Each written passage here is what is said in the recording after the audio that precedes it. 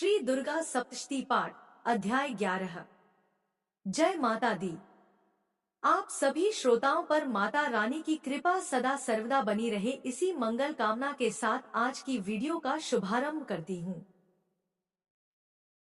प्रिय भक्तों, माँ दुर्गा स्वयं कहती है कि जिस घर में या घर के मंदिर में किसी स्त्री या पुरुष द्वारा दुर्गा सप्तशती का पाठ प्रतिदिन होता है, वहाँ के स्थान को मैं कभी नहीं छोड़ती। प्रिय भक्तों, श्री दुर्गा सप्तशती पाठ मंत्रों से भी ज्यादा फलदायी है। तो आप सब अपनी मंगल कामना के लिए, विपत्ति व्याधियों से रक्षा के लिए और धन संपदा प्राप्ति के लिए श्री दुर्गा सप्तशती का पाठ रोज करें। ओम दुम दुर्गाय नमः। प्रिय भक्तों, आज नवरात्रि का 6वां दिन है और आज आप सुनेंगे दुर्गा सप्तशती का 11वां अध्याय। प्रतिदिन अध्याय का पाठ करने से पहले कवच, अर्गला, कीलक पढ़ना अथवा सुनना चाहिए। तत्पश्चात अध्याय को पढ़ना या सुनना चाहिए, क्योंकि ब्रह्मा जी ने स्पष्ट शब्दों में कहा है कि यदि देवी कवच, अर्गला, कीलक के बाद श्री दुर्गा सप्तशती का पठन या श्रवण करें तो साधक की दिनोंदिन उन्नति होती है। तो भक्ति भाव से नवार्ण मंत्र का उच्चारण कीजिए। ओम देवी चंद्र घंटाय नमः, पिंडज प्रवरारूढ़ा चंडकोपास्त्र कैर्युता। तो चलिए माँ दुर्गा का ध्यान करके सबसे पहले दुर्गा कवच का पाठ करते हैं। सबसे पहले विनियोग है ओम देवी चंडिकाय नमः, अर्थात माँ दुर्गा के चंडी रूप को हमारा नमन है। यह भगवान ब्रह्मा जी के द्वारा लिखा गया चंडी कवच है, जिसमें कुल 56 छंद है। देवी चामुंडा, दिग्बंध देवता, जगदम्बा माता इत्यादि का ध्यान करके हम इस दुर्गा सप्तशती के पाठ का प्रारंभ कर रहे हैं। मार्कंडेय जी ने कहा, पितामह, जो इस संसार में परम गोपनीय तथा सभी मनुष्यों की सब प्रकार से रक्षा करने वाला हो और जो अब तक आपने दूसरे किसी के सामने प्रकट न किया हो, ऐसा कोई साधन मुझे बताइए। ब्रह्मा जी बोले, ब्राह्मण, ऐसा साधन तो एक देवी का कवच ही है, जो गोपनीय से भी परम गोपनीय, पवित्र तथा संपूर्ण प्राणियों का उद्धार करने वाला है। हे महामुने, उसे श्रवण करो। देवी की 9 मूर्तियां हैं, जिन्हें नवदुर्गा कहते हैं। उनके पृथक पृथक नाम बतलाए जाते हैं। प्रथम नाम शैलपुत्री है, दूसरी मूर्ति का नाम ब्रह्मचारिणी है, तीसरा स्वरूप चंद्रघंटा के नाम से प्रसिद्ध है, चौथी मूर्ति को कूष्मांडा कहते हैं, पांचवी दुर्गा का नाम स्कंदमाता है, देवी के छठे रूप को कात्यायनी कहते हैं, सातवां कालरात्रि और आठवां स्वरूप महागौरी के नाम से प्रसिद्ध है, नवी दुर्गा का नाम सिद्धिदात्री है। ये सब नाम सर्वज्ञ महात्मा वेद भगवान के द्वारा ही प्रतिपादित हुए हैं। जो मनुष्य अग्नि में जल रहा हो, रणभूमि में शत्रु से घिर गया हो, विषम संकट में फंस गया हो तथा इस प्रकार भय से आतुर होकर जो भगवती की शरण में प्राप्त हुए हों, उनका कभी अमंगल नहीं होता। युद्ध के समय में संकट में पड़ने पर भी उनके ऊपर कोई विपत्ति नहीं दिखाई देती, उन्हें शोक, दुख और भय की प्राप्ति नहीं होती। जिन्होंने भक्ति पूर्वक देवी का स्मरण किया है, उनका निश्चय ही अभ्युदय होता है। देवेश्वरी, जो तुम्हारा चिंतन करते हैं, उनकी तुम निस्संदेह रक्षा करती हो। चामुंडा देवी प्रेत पर आरूढ़ होती है, वाराही भैंसे पर सवारी करती है, ऐन्द्री का वाहन ऐरावत हाथी है, वैष्णो देवी गरुड़ पर ही आसन जमाती है, माहेश्वरी वृषभ पर आरूढ़ होती है, कौमारी का वाहन मयूर है, भगवान विष्णु की प्रियतमा लक्ष्मी देवी कमल के आसन पर विराजमान है और हाथों में कमल धारण किए हुए हैं। वृषभ पर आरूढ़ ईश्वरी देवी ने श्वेत रूप धारण कर रखा है, ब्राह्मी देवी हंस पर बैठी हुई हैं और सब प्रकार के आभूषणों से विभूषित है। इस प्रकार ये सभी माताएं सब प्रकार की योग शक्तियों से संपन्न हैं। इनके सिवा और भी बहुत सी देवियां हैं, जो अनेक प्रकार के आभूषणों की शोभा से युक्त तथा नाना प्रकार के रत्नों से सुशोभित हैं। ये संपूर्ण देवियां क्रोध में भरी हुई हैं और भक्तों की रक्षा के लिए रथ पर बैठी हुई दिखाई देती हैं। ये शंख, चक्र, गदा, शक्ति, हल और मुसल, खेटक और तोमर, परशु, पाश, कुंत और त्रिशूल एवं उत्तम शारंग धनुष आदि अस्त्र शस्त्र अपने हाथों में धारण करती है।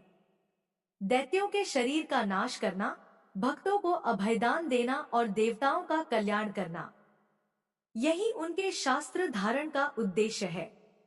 महान रौद्र रूप, अत्यंत घोर पराक्रम, महान बल और महान उत्साह वाली देवी, तुम महान भय का नाश करने वाली हो, तुम्हें नमस्कार है। तुम्हारी ओर देखना भी कठिन है। शत्रुओं का भय बढ़ाने वाली जगदम्बिके मेरी रक्षा करो। पूर्व दिशा में इंद्रशक्ति मेरी रक्षा करें, अग्निकोण में अग्निशक्ति मेरी रक्षा करें, दक्षिण दिशा में वाराही तथा नैऋत्य कोण में खड्गधारिणी मेरी रक्षा करें, पश्चिम दिशा में वारुणी और वायव्य कोण में मृग पर सवारी करने वाली देवी मेरी रक्षा करें, उत्तर दिशा में कौमारी और ईशान कोण में शूलधारिणी मेरी रक्षा करें। ब्रह्माणी, तुम ऊपर की ओर से मेरी रक्षा करो और वैष्णवी देवी नीचे की ओर से मेरी रक्षा करें। इसी प्रकार शव को अपना वाहन बनाने वाली चामुंडा देवी दसों दिशाओं से मेरी रक्षा करें। जया आगे से और विजया पीछे की ओर से मेरी रक्षा करें। वाम भाग में अजित और दक्षिण भाग में अपराजिता रक्षा करें। उद्योतिनी शिखा की रक्षा करें। उमा मेरे मस्तक पर विराजमान होकर रक्षा करें। ललाट में मालाधारी रक्षा करें और यशस्विनी मेरी भौहों का संरक्षण करें। भौहों के मध्य भाग में त्रिनेत्रा और नथुनों की यमघंटा देवी रक्षा करें। दोनों नेत्रों के मध्य भाग में शंखिनी और कानों में द्वारवासिनी रक्षा करें। कालिका देवी कपोलों की तथा भगवती शांकरी कानों के मूल की रक्षा करें। नासिका में सुगंधा और ऊपर के ओठ में चर्चिका देवी रक्षा करें। नीचे के ओठ में अमृत कला तथा जिह्वा में सरस्वती देवी रक्षा करें।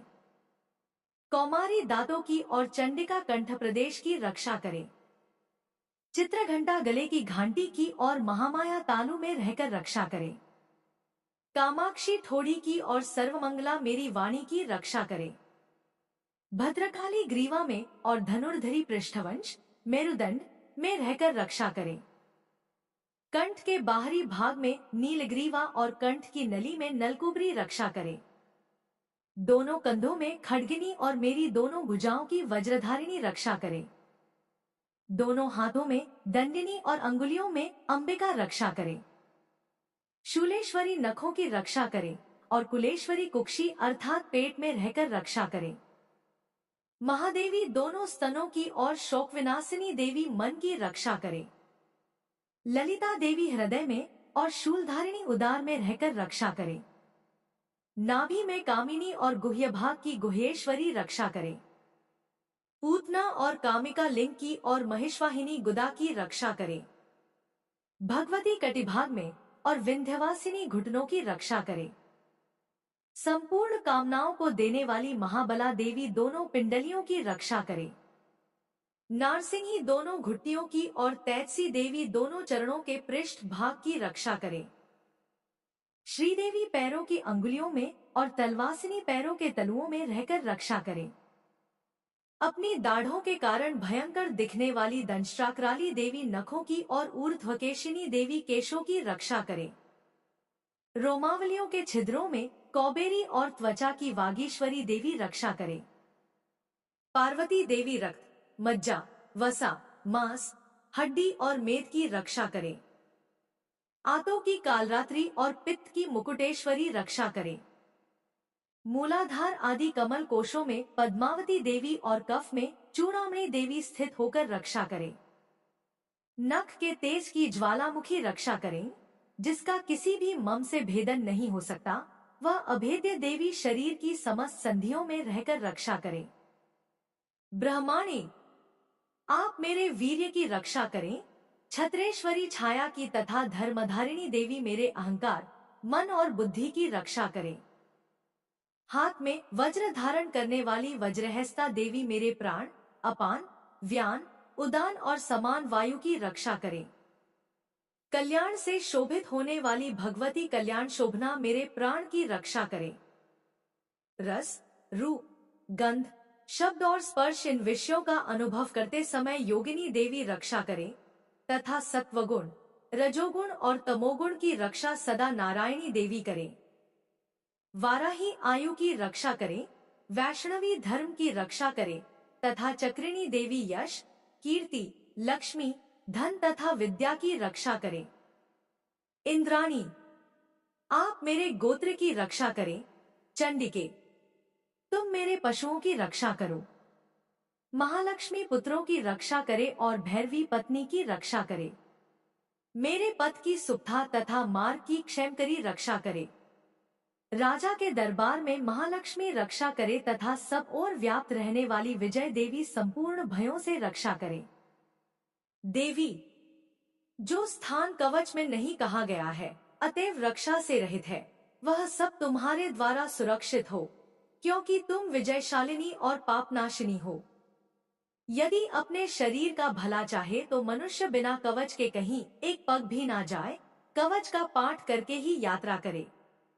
कवच के द्वारा सब ओर से सुरक्षित मनुष्य जहाँ जहाँ भी जाता है वहाँ वहाँ उसे धन लाभ होता है तथा संपूर्ण कामनाओं की सिद्धि करने वाली विजय की प्राप्ति होती है। वह जिस जिस अभीष्ट वस्तु का चिंतन करता है उसको निश्चय ही प्राप्त कर लेता है। वह पुरुष इस पृथ्वी पर तुलना रहित महान ऐश्वर्य का भागी होता है। कवच से सुरक्षित मनुष्य निर्भय हो जाता है। युद्ध में उसकी पराजय नहीं होती तथा वह तीनों लोकों में पूजनीय होता है। देवी का यह कवच देवताओं के लिए भी दुर्लभ है।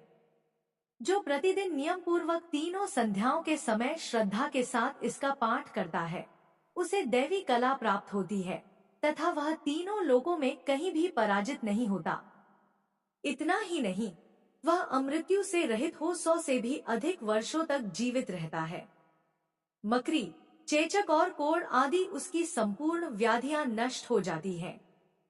कनेर, भांग, अफीम, धतूरे आदि का स्थावर विष, सांप और बिच्छू आदि के काटने से चढ़ा हुआ जंगम विष तथा अहिफेन और तेल के संयोग आदि से बनने वाला कृत्रिम विष, ये सभी प्रकार के विष दूर हो जाते हैं, उनका कोई भी असर नहीं होता। इस पृथ्वी पर मारण, मोहन आदि जितने आभिचारिक प्रयोग होते हैं तथा इस प्रकार के जितने मंत्र यंत्र होते हैं वे सब इस कवच को हृदय में धारण कर लेने पर उस मनुष्य को देखते ही नष्ट हो जाते हैं। ये ही नहीं, पृथ्वी पर विचरने वाले ग्राम देवता, आकाशचारी देव विशेष, जल के संबंध से प्रकट होने वाले गण, उपदेश मात्र से सिद्ध होने वाले निम्नकोटि के देवता, अपने जन्म के साथ प्रकट होने वाले देवता, कुल देवता, माला, कंठमाला आदि, डाकिनी, शाकिनी, अंतरिक्ष में विचारने वाली भयानक डाकिनियां, ग्रह, भूत, पिशाच, यक्ष, गंधर्व, राक्षस, ब्रह्म राक्षस, बेताल, कूष्मांड और भैरव आदि अनिष्टकारक देवता भी हृदय में कवच धारण किए रहने पर उस मनुष्य को देखते ही भाग जाते हैं। कवचधारी पुरुष को राजा से सम्मान वृद्धि प्राप्त होती है। यह कवच मनुष्य के तेज की वृद्धि करने वाला और उत्तम है। कवच का पाठ करने वाला पुरुष अपनी कीर्ति से विभूषित भूतल पर अपने सुयश के साथ साथ वृद्धि को प्राप्त होता है। जो पहले कवच का पाठ करके उसके बाद सप्तशती चंडी का पाठ करता है उसकी जब तक वन, पर्वत और कानों अर्थात जंगलों सहित यह पृथ्वी टिकी रहती है तब तक यहाँ पुत्र पौत्र आदि संतान परंपरा बनी रहती है। फिर देह का अंत होने पर वह पुरुष भगवती महामाया के प्रसाद से उस नित्य परमपद को प्राप्त होता है जो देवताओं के लिए भी दुर्लभ है। वह सुंदर दिव्य रूप धारण करता और कल्याणमय शिव के आनंद का भागी होता है। श्री दुर्गा देवी कवच यहीं पर संपूर्ण हुआ। अब पूरे भक्ति भाव से मां दुर्गा का ध्यान करके अर्गला स्तोत्र का पाठ करते हैं। ओम नमः चंडिका। मां चंडिका देवी को नमस्कार है, मार्कंडे ऋषि जी कहते हैं। मार्कंडेय जी कहते हैं, जयंती, मंगला, काली, भद्रकाली, कपालिनी, दुर्गा, क्षमा, शिवा, धात्री, स्वाहा और स्वधा इन नामों से प्रसिद्ध है जगदम्बिके, तुम्हें मेरा नमस्कार है। देवी चामुंडे, तुम्हारी जय हो। संपूर्ण प्राणियों की पीड़ा हरने वाली देवी, तुम्हारी जय हो। सब में व्याप्त रहने वाली देवी, तुम्हारी जय हो। कालरात्रि, तुम्हें नमस्कार है। मधु और कैटअप को मारने वाली तथा ब्रह्माजी को वरदान देने वाली देवी, तुम्हें नमस्कार है। तुम मुझे रूप अर्थात आत्मस्वरूप का ज्ञान दो, जय अर्थात मोह पर विजय दो, यश दो और काम क्रोध आदि शत्रुओं का नाश करो। महिषासुर का नाश करने वाली तथा भक्तों को सुख देने वाली देवी, तुम्हें नमस्कार है। तुम रूप दो, जय दो, यश दो और काम क्रोध आदि शत्रुओं का नाश करो। रक्तबीज का वध और चंड मुंड का विनाश करने वाली देवी, तुम रूप दो, जय दो, यश दो और काम क्रोध आदि शत्रुओं का नाश करो। शुंभ और निशुंभ तथा धूम्रलोचन का मर्दन करने वाली देवी, तुम रूप दो, जय दो, यश दो और काम क्रोध आदि शत्रुओं का नाश करो। सबके द्वारा वंदित युगल चरणों वाली तथा संपूर्ण सौभाग्य प्रदान करने वाली देवी, तुम रूप दो, जय दो, यश दो और काम क्रोध आदि शत्रुओं का नाश करो। देवी, तुम्हारे रूप और चरित्र अचिंत्य हैं। तुम समस्त शत्रुओं का नाश करने वाली हो। तुम रूप दो, जय दो, यश दो और काम क्रोध आदि शत्रुओं का नाश करो। पापों को दूर करने वाली चंडिके, जो भक्ति पूर्वक तुम्हारे चरणों में सर्वदा मस्तक झुकाते हैं, उन्हें रूप दो, जय दो, यश दो और काम क्रोध आदि शत्रुओं का नाश करो। रोगों का नाश करने वाली चंडिके, जो भक्ति पूर्वक तुम्हारी स्तुति करते हैं, उन्हें तुम रूप दो, जय दो, यश दो और काम क्रोध आदि शत्रुओं का नाश करो। चंडिके, इस संसार में जो भक्ति पूर्वक तुम्हारी पूजा करते हैं, उन्हें रूप दो, जय दो, यश दो और काम क्रोध आदि शत्रुओं का नाश करो। मुझे सौभाग्य और आरोग्य दो, परम सुख दो, रूप दो, जय दो, यश दो और काम क्रोध आदि शत्रुओं का नाश करो। जो मुझसे द्वेष करते हो, उनका नाश और मेरे बल की वृद्धि करो। रूप दो, जय दो, यश दो और काम क्रोध आदि शत्रुओं का नाश करो। देवी, मेरा कल्याण करो, मुझे उत्तम संपत्ति प्रदान करो। रूप दो, जय दो, यश दो और काम क्रोध आदि शत्रुओं का नाश करो। अंबिके, देवता और असुर दोनों ही अपने माथे के मुकुट की मणियों को तुम्हारे चरणों पर घिसते हैं। तुम रूप दो, जय दो, यश दो और काम क्रोध आदि शत्रुओं का नाश करो। तुम अपने भक्तजन को विद्वान, यशस्वी और लक्ष्मीवान बनाओ तथा रूप दो, जय दो, यश दो और काम क्रोध आदि शत्रुओं का नाश करो। प्रचंड दैत्यों के दर्प का दलन करने वाली चंडिके, मुझ शरणागत को रूप दो, जय दो, यश दो और काम क्रोध आदि शत्रुओं का नाश करो। चतुर्भुज ब्रह्मा जी के द्वारा प्रशंसित चार भुजाधारिणी परमेश्वरी, तुम रूप दो, जय दो, यश दो और काम क्रोध आदि शत्रुओं का नाश करो। देवी अंबिके, भगवान विष्णु नित्य निरंतर भक्ति पूर्वक तुम्हारी स्तुति करते रहते हैं। तुम रूप दो, जय दो, यश दो और काम क्रोध आदि शत्रुओं का नाश करो। हिमालय कन्या पार्वती के पति महादेव जी के द्वारा होने वाली परमेश्वरी, तुम रूप दो, जय दो, यश दो और काम क्रोध आदि शत्रुओं का नाश करो। शचीपति इंद्र के द्वारा सद्भाव से पूजित होने वाली परमेश्वरी, तुम रूप दो, जय दो, यश दो और काम क्रोध आदि शत्रुओं का नाश करो। प्रचंड भुजदंडों वाले दैत्यों का घमंड चूर करने वाली देवी, तुम रूप दो, जय दो, यश दो और काम क्रोध आदि शत्रुओं का नाश करो। देवी अंबिके, तुम अपने भक्तजनों को सदा असीम आनंद प्रदान करती हो।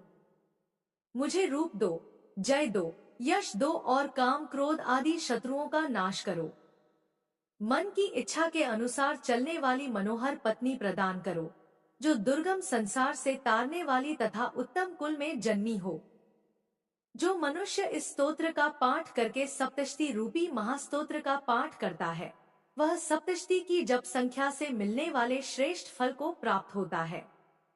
साथ ही वह प्रचुर संपत्ति भी प्राप्त कर लेता है। यहीं पर दुर्गा देवी का अर्गला स्तोत्र संपूर्ण हुआ। अब आइए श्रवण करते हैं कीलक स्तोत्र। तो सबसे पहले भगवती दुर्गा का ध्यान कीजिए, उसके बाद इस पावन और परम कल्याणकारी स्तोत्र का पाठ करते हैं। ओम नमः चंडिकाय।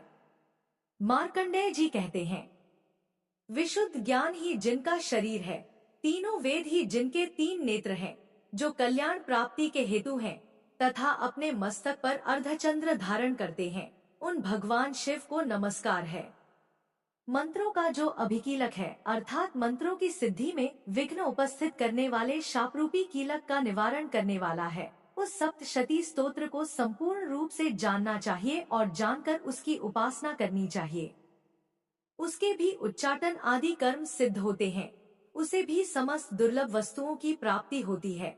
तथापि जो अन्य मंत्रों का जप न करके केवल इस सप्तशती नामक स्तोत्र से ही देवी की स्तुति करते हैं, उन्हें स्तुति मात्र से ही सच्चिदानंद स्वरूपिणी देवी सिद्ध हो जाती है। उन्हें अपने कार्य की सिद्धि के लिए मंत्र, औषधि तथा अन्य किसी साधन के उपयोग की आवश्यकता नहीं रहती। बिना जप के उनके उच्चाटन आदि समस्त अभिचारिक कर्म सिद्ध हो जाते हैं। इतना ही नहीं, उनकी संपूर्ण अभीष्ट वस्तुएं भी सिद्ध होती है। लोगों के मन में यह शंका थी कि जब केवल सप्तशती की उपासना से भी समान रूप से अथवा सप्तशती को छोड़कर अन्य मंत्रों की उपासना से भी समान रूप से सब कार्य सिद्ध होते हैं, अब इनमें श्रेष्ठ कौन सा साधन है। लोगों की इस शंका को सामने रखकर भगवान शंकर ने अपने पास आए हुए जिज्ञासुओं को समझाते हुए बोले, यह सप्तशती नामक संपूर्ण स्रोत ही सर्वश्रेष्ठ एवं कल्याणमय है। तदंतर भगवती चंडिका के सप्तशती नामक स्रोत को महादेव जी ने गुप्त कर दिया। सप्तशती के पाठ से जो पुण्य प्राप्त होता है उसकी कभी समाप्ति नहीं होती, किंतु अन्य मंत्रों के पुण्य की समाप्ति हो जाती है। अतः भगवान शिव ने अन्य मंत्रों की अपेक्षा जो सप्तशती की ही श्रेष्ठता का निर्णय किया, उसे जानना चाहिए। अन्य मंत्रों का जप करने वाला पुरुष भी यदि सप्तशती के स्तोत्र और जप का अनुष्ठान कर ले तो वह भी पूर्ण रूप से ही कल्याण का भागी होता है, इसमें तनिक भी संदेह नहीं है। जो साधक कृष्ण पक्ष की चतुर्दशी अथवा अष्टमी को एकाग्रचित होकर भगवती की सेवा में अपना सर्वस्व समर्पित कर देता है और फिर उसे प्रसाद रूप से ग्रहण करता है, उसी पर भगवती प्रसन्न होती है, अन्यथा उनकी प्रसन्नता नहीं प्राप्त होती। इस प्रकार सिद्धि के प्रतिबंधक रूप कीलक महादेव जी ने इस स्रोत को कीलित कर रखा है। जो पूर्वोक्त रीति से निष्कीलन करके इस सप्तशती स्रोत का प्रतिदिन स्पष्ट उच्चारण पूर्वक पाठ करता है, वह मनुष्य सिद्ध हो जाता है, वही देवी का पार्षद होता है और वही गंधर्व भी होता है। सर्वत्र विचरते रहने पर भी इस संसार में उसे कहीं भी भय नहीं होता। वह अपमृत्यु के वश में नहीं पड़ता तथा देह त्यागने के अनंतर मोक्ष प्राप्त कर लेता है। आता कीलक को जानकर उसका परिहार करके ही सप्तशती का पाठ आरंभ करे, जो ऐसा नहीं करता उसका नाश हो जाता है। इसलिए कीलक और निष्कीलन का ज्ञान प्राप्त करने पर ही यह स्तोत्र निर्दोष होता है और विद्वान पुरुष इस निर्दोष स्तोत्र का ही पाठ आरंभ करते हैं। स्त्रियों में जो कुछ भी सौभाग्य आदि दृष्टि गोचर होता है, वह सब देवी के प्रसाद रूप का ही फल है। अतः इस कल्याणमय स्तोत्र का सदा जाप करना चाहिए। इस स्तोत्र का मंद स्वर से पाठ करने पर स्वल्प फल की प्राप्ति होती है और उच्च स्वर से पाठ करने पर पूर्ण फल की सिद्धि होती है। अतः उच्च स्वर से ही इसका पाठ आरंभ करना चाहिए। जिनके प्रसाद से ऐश्वर्य, सौभाग्य, आरोग्य, संपत्ति, शत्रु नाश तथा परम मोक्ष की भी सिद्धि होती है, उस कल्याणमयी जगदम्बा की स्तुति मनुष्य क्यों नहीं करते। यहीं पर अर्गला स्तोत्र संपूर्ण हुआ। और अब माँ भगवती दुर्गा का अपने मन में ध्यान करते हुए आइए 11वें अध्याय का श्रवण करते हैं। तदनंतर ऋषि ने कहा, देवी द्वारा शुभ वरदान दिए जाने पर इंद्रादिक देवों ने अग्निदेव को आगे करके कात्यायनी देवी की स्तुति करना प्रारंभ किया। देवताओं के सफल मनोरथ होने से उनका मुखमंडल चमक रहा था और प्रकाश से दसों दिशाएं उद्भासित हो रही थी। इसके बाद देवताओं ने कहा, शरणागत की पीड़ा का विनाश करने वाली देवी, आप हम पर प्रसन्न होइए। संपूर्ण विश्व की जननी प्रसन्न हो। हे विश्वेश्वरी, इस समस्त विश्व की रक्षा करो। देवी, तुम ही निखिल ब्रह्मांड की एकमात्र अधिष्ठात्री हो। इस विश्व की आधारशिला तुम ही हो, क्योंकि पृथ्वी के रूप में तुम्हारी ही अवस्थिति है। हे देवी, तुम्हारा पराक्रम अतुलनीय है। तुम ही जल के रूप में स्थित होकर समस्त विश्व को तृप्ति प्रदान करती हो।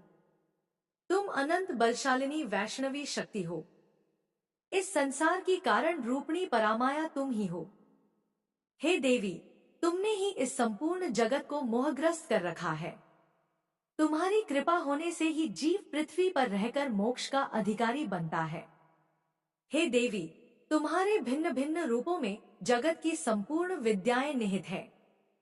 इस विश्व की समस्त नारियां तुम्हारी ही प्रतिमूर्ति है। हे जगत जननी, तुमने ही संपूर्ण विश्व को व्याप्त कर रखा है, अतः तुम्हारी स्तुति अकथनीय है। तुम सभी स्तुत्य वस्तुओं से परे तथा परावाणी हो। तुम स्वर्ग प्रदायिनी एवं मोक्ष दायिनी के रूप में सर्वस्वरूपिणी हो, अतः तुम्हारी स्तुति इसी में समाप्त हो गई। तुम्हारी स्तुति के लिए इसके अतिरिक्त दूसरी बात और क्या हो सकती है। प्राणी मात्र के हृदय में बुद्धि रूप से स्थित स्वर्ग तथा मोक्षदायिनी नारायणी देवी, तुम्हें हमारा नमस्कार है। कला, काष्ठा आदि रूपों में क्रमशः परिणाम की ओर उन्मुख करने वाली तथा विश्व के उपसंहार में समर्थ नारायणी, तुम्हें मेरा प्रणाम है। हे नारायणी, सभी मांगलिक पदार्थों को देने वाली तुम मंगलमय हो। तुम ही कल्याणकारिणी शिव स्वरूपिणी हो। समस्त पुरुषार्थों को प्रदान करने वाली शरणागत वत्सला, त्रिनेत्रा और गौरी हो, तुम्हें मेरा अभिवादन है। तुम उत्पत्ति, पालन एवं सहार की शक्ति भूता सनातनी देवी, गुणाधार तथा सर्वगुण संपन्न हो। हे नारायणी, तुम्हें मेरा प्रणाम है। शरणागत, निराश्रितों, दलितों आदि की रक्षा में तत्पर एवं समस्त क्लेश नाशिनी नारायणी देवी, तुम्हें मैं प्रणाम करता हूँ। नारायणी देवी, तुम हंसारूढ़ होकर ब्रह्माणी के वेश में कुश मिश्रित जल का प्रोक्षण करती रहती हो, तुम्हें मेरा नमस्कार है। माहेश्वरी रूप से त्रिशूल, चंद्रमा एवं नागों की धारिणी तथा वृष पृष्ठ पर आरूढ़ होने वाली नारायणी देवी, तुम्हें मेरा प्रणाम है। मयूरों तथा कुकुटों, मुर्गों से आवृत महाशक्ति धारिणी कौमारी रूप में स्थित निष्पापे नारायणी, तुम्हें मैं नमस्कार करता हूँ। शंख, चक्र, गदा एवं शान आयुध धारिणी वैष्णवी शक्ति संपन्ना नारायणी, तुम मुझ पर प्रसन्न हो, तुम्हें मेरा प्रणाम है। हाथ में भयंकर चक्र लिए पृथ्वी को अपने दाढ़ों पर उठाए हुए वाराही रूप वाली कल्याणकारिणी नारायणी, तुम्हें मेरा नमस्कार है। दानवों के सहार में नृसिंह रूप से उद्यत तथा त्रैलोक्य रक्षणी नारायणी, तुम्हें मेरा प्रणाम है। दाढ़ों के कारण विकराल मुख वाली, मुंडमाला से विभूषित मुंड मर्दिनी चामुंडा रूपिणी नारायणी, तुम्हारा मैं अभिवादन करता हूँ। लक्ष्मी, लज्जा, महाविद्या, श्रद्धा, पुष्टि, स्वधा, ध्रुवा, महारात्रि तथा अविद्या रूपिणी नारायणी, तुम्हें मेरा नमस्कार है। मेधा, सरस्वती, श्रेष्ठा, ऐश्वर्य स्वरूपा, पार्वती, महाकाली, संयमशीला तथा सर्वधिष्ठात्री नारायणी, तुम्हें मेरा नमस्कार है। सर्वरूपा, सर्वेश्वरी, सर्वशक्ति संपन्ना, दिव्य रूपा दुर्गे देवी, आप हमारी सभी भित्तियों, भयों से रक्षा करें, तुम्हें मैं प्रणाम करता हूँ। हे कात्यायनी, त्रिनेत्रों से सुशोभित तुम्हारा सौम्य मुखमंडल संपूर्ण भयों से मेरा त्राण करे, तुम्हें मेरा नमस्कार है। भद्रकाली, ज्वालाओं की लपट से प्रज्वलित अत्यंत भीषण एवं संपूर्ण दानवों का संहारक तुम्हारा त्रिशूल हमारी रक्षा में समर्थ हो, तुम्हें मेरा प्रणाम है। जिसकी ध्वनि संपूर्ण विश्व में व्याप्त होकर दानवों को श्रीहत शक्तिहीन कर देती है, तुम्हारा घंटा हम लोगों का समस्त पापों से उसी प्रकार त्राण करे, जिस प्रकार माँ अशुभ कर्मों से अपने पुत्रों की रक्षा करती है। हे चंडिके, दानवों के वसा, चर्बी, एवं रक्त से रंजित तुम्हारे हाथ में शोभा पाने वाला खड्ग हमारा त्राण करे, तुम्हें मेरा प्रणाम है। हे देवी, तुम्हारी प्रसन्नता से ही समस्त व्याधियों का शमन होता है, कुपित होने पर मनोरथ का नाश होता है। जो लोग तुम्हारे शरणापन्न हैं, उन पर कभी विपत्ति के बादल नहीं मंडराते। तुम्हारा शरणागत प्राणी अन्यों का आश्रय दाता हो जाता है। हे देवी अंबिके, तुमने अपने स्वरूप को विभिन्न भागों में विभक्त करके इन विधर्मी दैत्यों का वध किया है। तुम्हारे अतिरिक्त दूसरा इस प्रकार कौन कर सकता था? विद्याओं में ज्ञान को उद्भासित करने वाले शास्त्रों तथा वेदों में केवल तुम्हारा ही वर्णन है, किसी अन्य का नहीं। अज्ञान रूपी अंधकार से आवृत ममता रूपी गर्त में इस विश्व को भ्रमित करने वाली तुम्हारी शक्ति के अतिरिक्त कोई अन्य शक्ति नहीं है। जहाँ पर राक्षस, भयानक विषधर, शत्रु और लुटेरों का गिरोह एवं दावानल हो, वहाँ तथा समुद्र के मध्य में साथ रहकर तुम सतत ही विश्व का कल्याण करती रहती हो। हे विश्वेश्वरी, तुम विश्व की पालन कर्त्री, विश्वरूपा और संपूर्ण विश्व की धारक हो। तुम भगवान विश्वेश्वर के लिए भी स्तुत्य हो। जो लोग भक्ति पूर्वक तुम्हारी वंदना करते हैं, वे विश्व के शरण दाता बन जाते हैं। हे देवी, प्रसन्न हो। जिस प्रकार तुमने असुरों का संहार करके शीघ्र ही हम लोगों को भय मुक्त किया है, उसी प्रकार हमें सदैव शत्रु भय से राहित्य, मुक्ति दिलाती रहो। आप समस्त जगत के महाताप का विनाश करें। उत्पात एवं पापों के फल स्वरूप उत्पन्न होने वाली महामारी आदि उपद्रवों को शीघ्र ही दूर करें। विश्व की पीड़ा निवारणी देवी, हम सब तुम्हारे चरणों में नमन करते हैं, हमारे ऊपर प्रसन्न हो। त्रैलोक्य वासियों की आराध्या परमेश्वरी, सब लोगों को वर प्रदान करो। तब देवी ने कहा, देवों, मैं वरदान देने के लिए तैयार हूँ। तुम अपना इच्छित वर मुझसे मांग लो। संसार के लिए मंगलकारी वरदान मैं अवश्य ही दूंगी। देवताओं ने कहा, हे सर्वेश्वरी, तुम इसी तरह त्रैलोक्य की बाधाओं का निवारण करती रहो और हमारे शत्रुओं का नाश करो। इतना सुनकर देवी ने कहा, देवों, वैवस्वत मनवंतर के 28वें युग में शुंभनिशुंभ नामक 2 अन्य दानवों का प्राकट्य होगा। उस काल में मैं नंदगोप की पत्नी यशोदा के गर्भ से अवतरित होकर विंध्य पर्वत में वास करूंगी और उन दोनों कथित दानवों का वध करूंगी। इसके अनंतर मैं पृथ्वी पर भयंकर रूप से अवतरित होकर वध और प्रचलित नामधारी असुरों का संहार करूंगी। दैत्यों को अपना आहार बनाते समय मेरे दांत अनार पुष्प की भांति लाल वर्ण के हो जाएंगे। इस कारण स्वर्ग के देवता और भूतल के मनुष्य गण सदैव मेरी स्तुति के समय मुझे रक्तदंतिका नाम से संबोधित करेंगे। इसके बाद जब पृथ्वी पर 100 वर्षों तक अनावृष्टि का प्रकोप रहेगा, तब मुनियों के स्तवन से मैं भूमि पर अयोनिजा नामक रूप में प्रकट होंगी। उत्पन्न होते ही मैं मुनियों को शत नेत्रों से देखूंगी। तब सभी दानव शताक्षी नाम से मेरा गुणगान करेंगे। देवों, उस समय मैं अपने शरीर से उत्पन्न शाकों, सब्जियों द्वारा ही संपूर्ण विश्व का भरण करूंगी। वर्षा न होने तक वे केवल शाक द्वारा ही जीवन धारण करेंगे। इस प्रक्रिया के कारण पृथ्वी में शाकंभरी नाम से मेरी प्रसिद्धि होगी। उस अवतार से मैं दुर्ग नामक महादानव का वध करूंगी। इससे मेरा नाम दुर्गा देवी के नाम से विख्यात होगा। फिर जब मैं भीम रूप बनकर मुनियों के रक्षार्थ हिमालय वासी दानवों का भक्षण करूंगी, उस समय सभी मुनिवर्ग भक्ति पूर्वक मस्तक झुकाकर मेरा स्तवन करेंगे।